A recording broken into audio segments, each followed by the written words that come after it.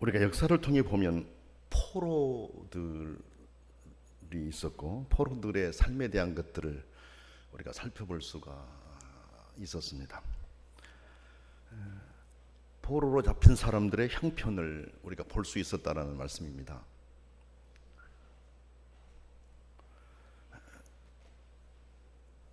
그리고 그 일들은 현재도 진행 중입니다. 여러분이 볼 때 포로들의 생활은 어떻던가요? 포로로 잡혀간 사람들의 삶을 보게 되면 그들에게는 희망이라는 게 없어요. 희망이라는 게 없고 고문과 죽음의 공포에 떠는 것을 우리가 볼 수 있어요. 영상을 통해서 또 우리가 보게 되고 사진을 통해서도 포로들의 상황을 보게 되면은 이렇게 사슬에 묶여 있고 지극히 공포심에 떨고 있는 이런 모습들을 우리가 보게 됩니다. 그런데 그렇게 공포에 떨고 있는 포로들에게 자유를 줄 수 있는 기회가 있다면 그 포로들은 얼마나 감사한 마음을 갖겠습니까? 그 포로의 사슬을 끊을 수 있는 막강한 힘을 가진 사람이 그 일에 개입하게 될 때 그 일은 가능한 것입니다. 포로를 사로잡고 있는 사람들보다도 더 지혜롭고 더 강한 사람이 개입할 때 포로를 해방할 수 있다라는 내용입니다. 오늘 말씀을 보면 포로된 자들에게 자유를 주신 말씀입니다. 죽어가고 있는 그들에게 희망을 주고 있는 말씀입니다. 희망이 없어 보이던 자들에게 희망을 품게 하는 말씀이다라는 겁니다. 구원의 이 말씀은 그때뿐만 아니라 오늘을 사는 우리들에게도 큰 희망과 힘을 공급해주는 그런 놀라운 메시지입니다. 우리가 말씀으로 한번 들어가 보겠습니다. 첫째 내용을 보게 되면 하나님 아버지가 자기 백성의 길에서 거치는 것을 제하여 버리시겠다, 그렇게 말씀하십니다. 14절과 15절의 말씀을 한번 보시면 이렇습니다. 그가 말하기를 도두고 도두어 길을 수축하여 내 백성의 길에서 거치는 것을 제하여 버리라 하리라. 지극히 존귀하며 영원히 거하시며 거룩하다 이름하는 이가 이와 같이 말씀하시되 내가 높고 거룩한 곳에 있으며 또한 통회하고 마음이 겸손한 자와 함께 있나니 이는 겸손한 자의 영을 소생시키며 통회하는 자의 마음을 소생시키려 함이라, 이렇게 말씀하고 있습니다.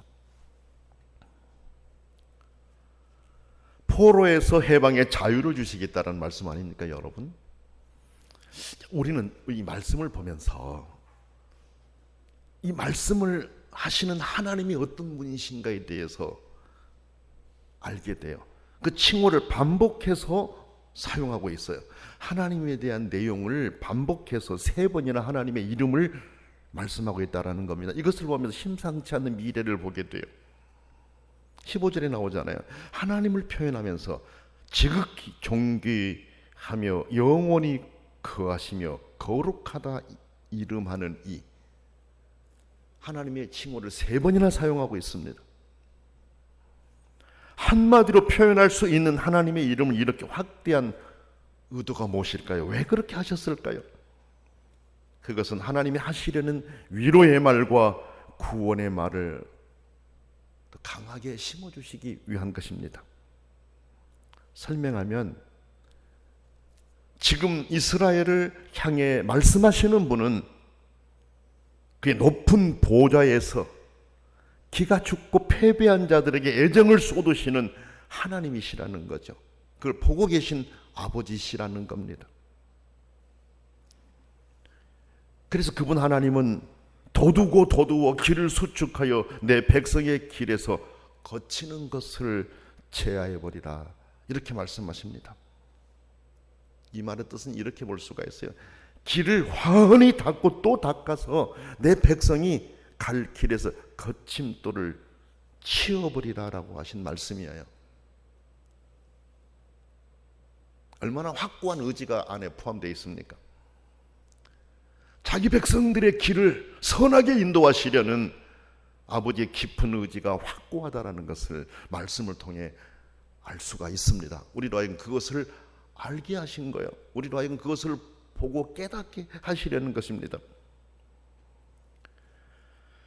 그분 하나님은 높고 거룩한 보좌에 앉아 있으면서도 얻어맞아 용기를 잃은 사람들과 함께 살며 잃은 용기를 되살려주고 상한 마음을 아물게 해주시겠다. 15절 뒷부분에 그렇게 말씀하고 있지 않습니까, 여러분?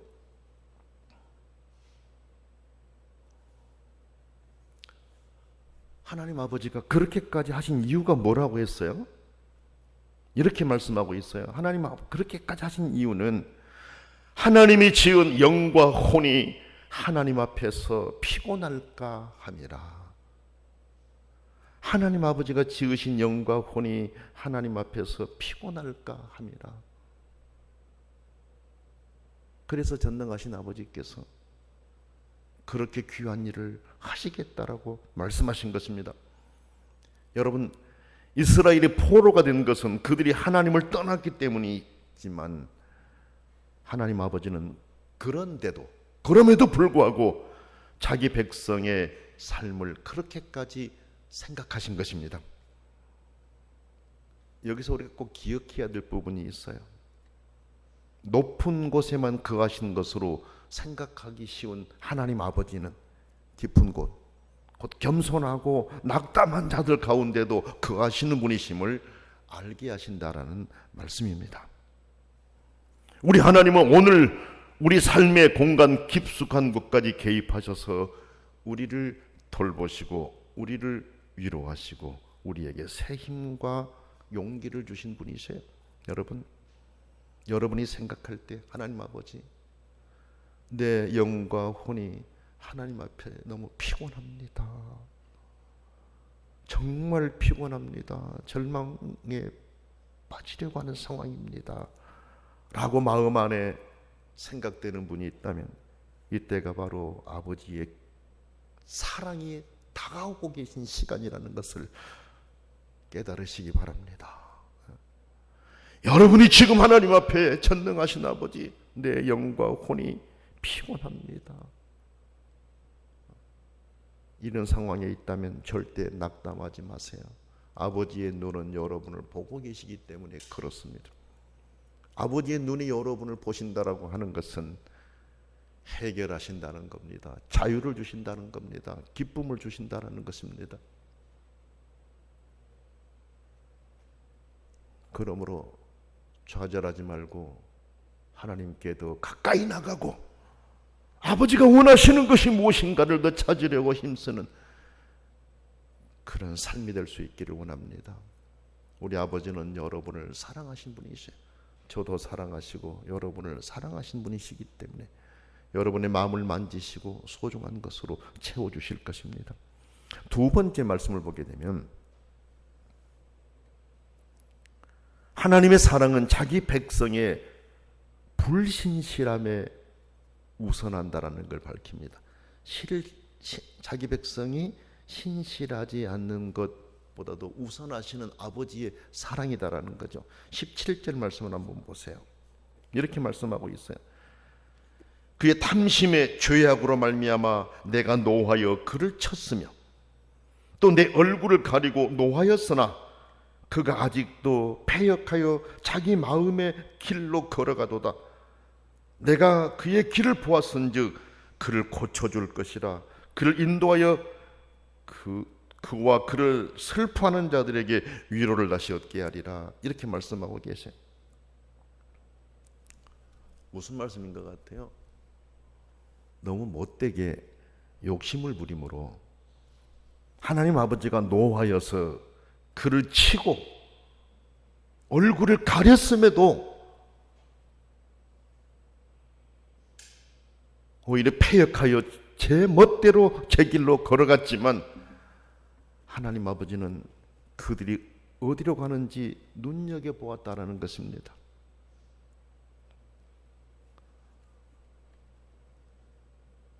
하나님의 마음을 아프게 하고 가지만 하나님은 그들이 가는 곳을 눈여겨보았다라는 거예요. 그들이 어디로 가는지를 눈여겨보신 하나님은 그들을 버리지 않으시고 오히려 그들을 고쳐주고 그들을 인도하고 힘껏 격려해 주시겠다라고 말씀하신 내용이 이 부분이에요, 여러분.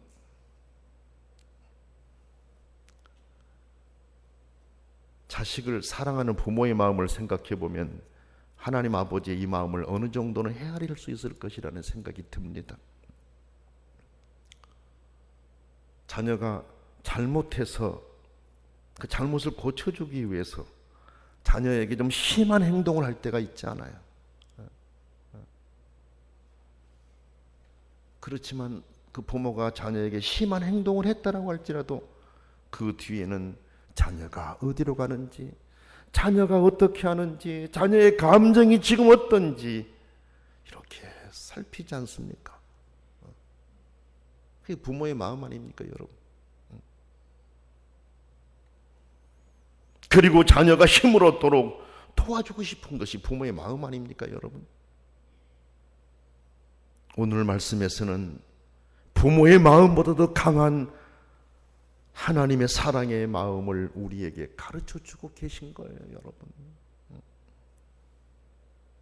그렇습니다. 세상에 온전한 사람은 아무도 없습니다. 누가 온전합니까? 아무도 없어요. 그래서 하나님은 구원의 길을 우리에게 알려주시면서도 하나님의 사랑에 두셨어요. 요한복음 3장 16절, 어린이 때, 우리 아동부 교회학교 때부터 배우고 유치부 때부터도 배우는 그런 말씀이에요. 하나님이 세상을 이처럼 사랑하사 독생자를 주셨으니 이는 그를 믿는 자마다 멸망하지 않고 영생을 얻게 하려 하심이라. 세상의 아버지를 떠나서 타락했어요. 멸망의 길로 가고 있었어요. 그런데 그들을 살리기 위해서 독생성자 예수 그리스도를 보내시지 않습니까? 세상 죄를 지고 가는 하나님의 어린 양이다라고 말씀하시지 않습니까, 여러분? 타락한 세상, 하나님 아버지를 배반한 세상, 제멋대로 가는 세상이었지만 아버지는 세상을 사랑하셔서 구원의 길을 주시기 위해서 독생성자 예수 그리스도를 주신 거예요. 믿는 자마다 영생을 얻게 하시려는 아버지의 뜻 때문에 그렇습니다. 아버지의 사랑에 앞선다는 것을 말하잖아요. 그리고 여러분요, 로마서 5장 8절 말씀 보면 이런 말씀이 있어요. 우리가 아직 죄인 되었을 때에 그리스도께서 우리를 위하여 죽으심으로 하나님께서 우리에 대한 자기의 사랑을 확증하셨느니라 그랬습니다. 우리가 아직도 죄인일 때 그리스도께서 우리를 위해 죽으셨다. 하나님이 우리를 향한 자기 사랑을 확증하신 것이다. 우리가 의롭게 되었을 때 의롭게 되어라. 의롭게 되고 나면 그 다음에 내가 너에게 이렇게 하겠다가 아니라 우리가 아직도 죄인 되었을 그때 예수님이 우리를 위해서 죽으시잖아요. 그것은 아버지의 사랑이에요. 우리를 향하신 아버지의 사랑이에요. 아버지의 그 사랑 때문에 우리가 하나님의 자녀가 되었고 지금 예수 그리스도를 믿고 그 안에 서 있는 것입니다. 그런데 여러분, 하나님의 이 사랑이 오늘 또 우리를 살피고 계십니다. 우리가 믿음을 가지고 살지만 때로 실패하여 넘어질 수 있지만 우리를 향한 하나님의 사랑은 절대로 변함이 없으십니다. 우리를 고치고 다듬어서 하나님의 쓰심에 합당한 자로 만들어 가셔요. 아버지의 뜻대로 살아보려고 주님 뜻대로 살기로 했네. 주님 뜻대로 살기로 했네. 뒤돌아서지 않겠네. 반복해서 찬송하고 반복해서 고백하고 어떻게 해서든 하나님이 기뻐하시는 삶으로 살아보려고 하지만 그게 잘 되지 않잖아요. 내가 살아가는 삶의 환경이 나를 그렇게 끌어갈 때도 있어요. 내가 하나님의 뜻대로 살아가려고 할 때 그것을 방해하는 상대가 너무 강하다라는 거예요. 그래서 우리가 낙심할 때가 있어요. 그러나 여러분, 우리를 향하신 아버지의 사랑은 변함이 없으시기 때문에 끝까지 우리를 붙들고 우리를 웃게 하실 아버지, 그분을 찬양하면서 지금 내 상황이 어떤 상황이라 할지라도 주님을 더 뜨겁게 사랑하며 감사하면서 더 충실한 그리스도인들이 되어야 하겠습니다. 세 번째 말씀 보게 되니까 하나님이 주신 사랑의 결과가 나와 있어요. 그게 평강이라 그랬습니다. 19절 말씀을 한번 보세요. 입술의 열매를 창조하는 자 여호와가 말하노라. 먼 데 있는 자에게든지 가까운 데 있는 자에게든지 평강이 있을지어다. 평강이 있을지어다. 내가 그를 고치리라. 이렇게 말씀하십니다.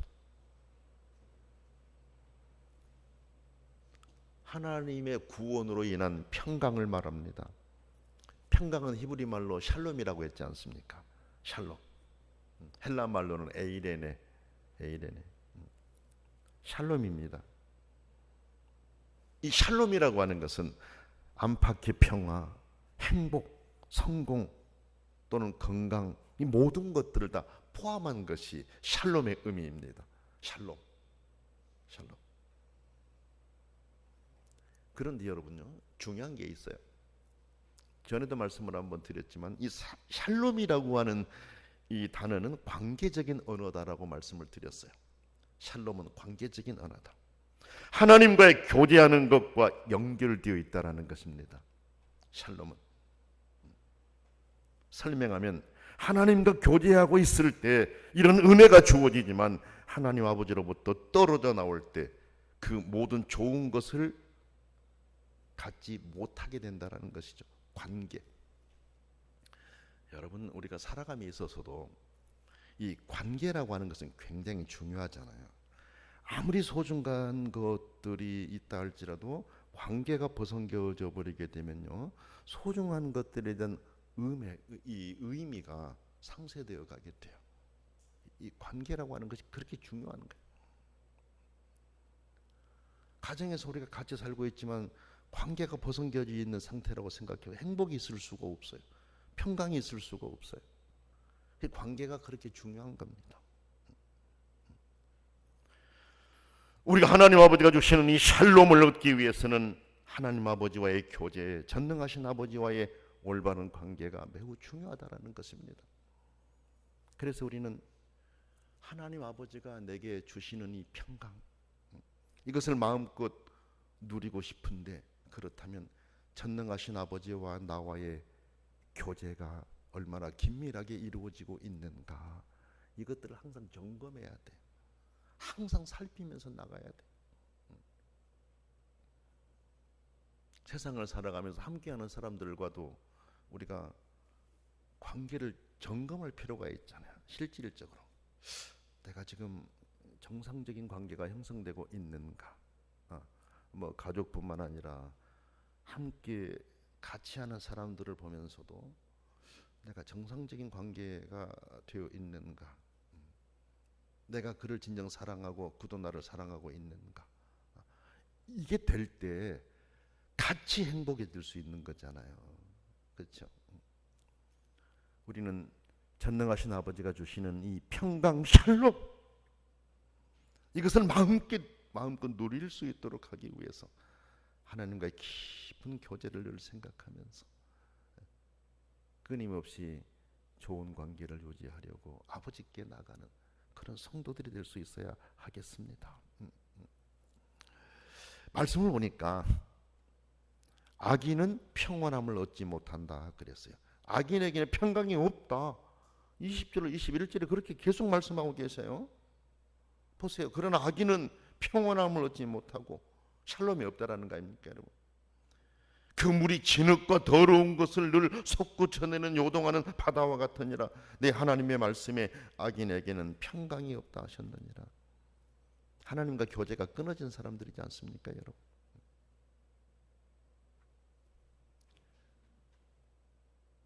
19절 말씀을 보면 입술의 열매라는 말씀이 나와요. 입술의 열매. 이 말씀은 하나님이 슬픔으로부터 끌어내신 자들이 감사드리면서 내지르는 기쁨의 소리를 말합니다. 기쁨의 그 소리를 말합니다. 그런데 이런 평강의 은혜는 사로잡혀간 자들 가운데서 이미 돌아온 자들 뿐만 아니라 먼 데 있는 자들에게도 해당된다, 이렇게 말씀하고 있어요. 지금 이 포로로 끌려갔던 사람들이 먼저 돌아온 사람들도 있었지만은 아직 돌아오지 못한 사람들도 있었거든요. 그런데 그 사람들에게까지도 해당된다라는 것을 말씀하셨어요.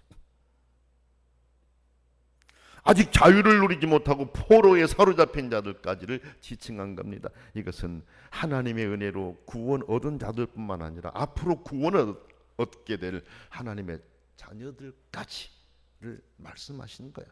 하나님의 은혜가 많은 사람들에게 미친다라는 것을 우리에게 알려주고 있습니다. 다만 악인은 그렇지 않다라고 했어요.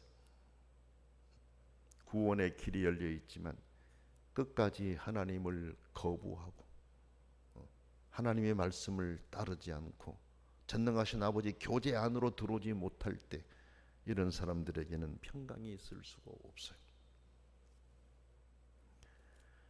예수 그리스도를 믿는 우리에게 구원을 주신 하나님은 우리의 모든 삶을 지켜보고 계십니다.